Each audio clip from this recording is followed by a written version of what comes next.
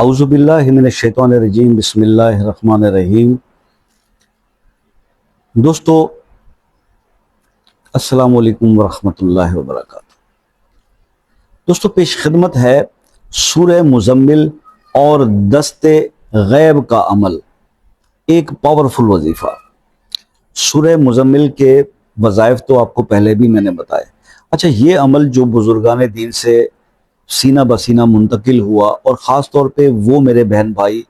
اور ایسے دوست جو یہ کافی عرصے سے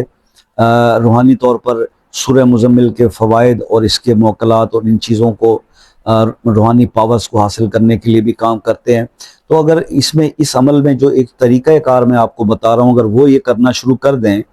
تو سونے پہ سہاگا ہو جائے گا، اور پھر ریزلٹس آپ کی آنکھوں کے سامنے ہوں گے۔ کیونکہ یہ ایکسپیرینسز جو بزرگوں نے ہمارے ساتھ شیئر کیے، اور یہ فزیکلی ان چیزوں کو ہم خود بھی اپنی پہلے امپلیمنٹیشن کر کے اور دیکھ چکے ہوتے ہیں، تو ایسی کوئی چیز آپ کے ساتھ شیئر نہیں کی جاتی کہ جس کے اندر کوئی ایسے ہی مبالغہ رائے کی بات ہو۔ بات بڑی زبردست ہے کہ اکثر لوگ سورہ مزمل پڑھتے ہیں ڈیلی،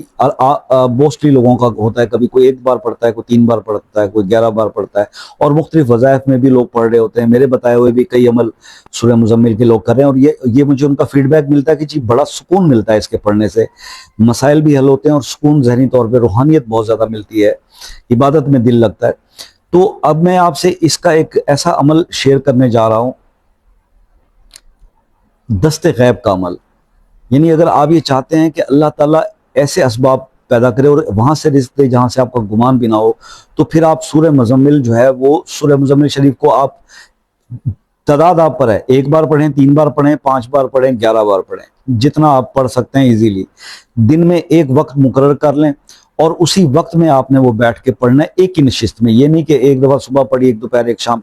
3 بار پڑھنا ہے تو ایک ہی دفعہ پڑھنا ہے، 1 بار پڑھنا ہے تو ایک ہی دفعہ پڑھ کے، پھر 3 بار پڑھنا ہے تو ایک ہی ٹائم پہ، 5 بار پڑھنا ہے تو ایک ہی ٹائم پہ۔ اس کو پڑھیں، اول آخر آپ 3 بار درود ابراہیمی پڑھ لیں، اور اس کو پڑھنے کے بعد اس کا ثواب یہ اس طرح سے کہیں کہ میں اس کا جو ثواب ہے وہ سورہ مزمل کے موکلات کو ہدیہ کرتا ہوں۔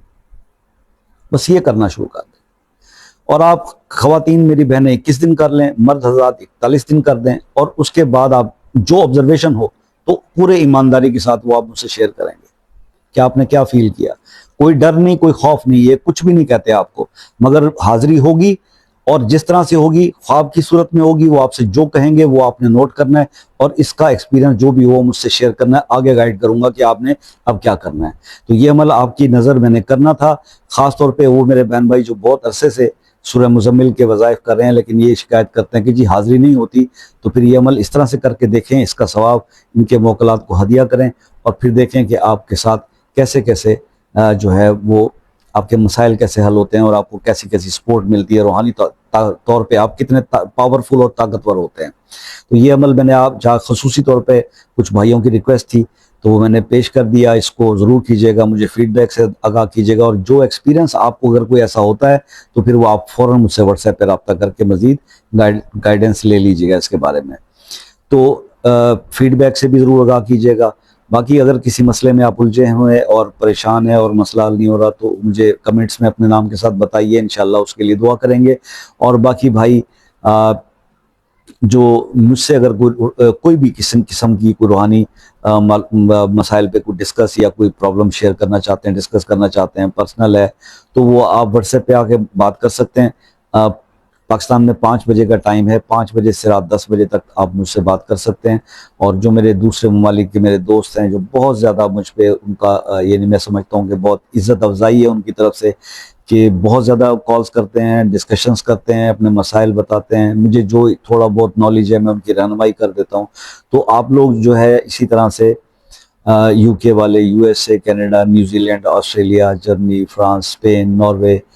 ایون فلپینس سے بھی لوگ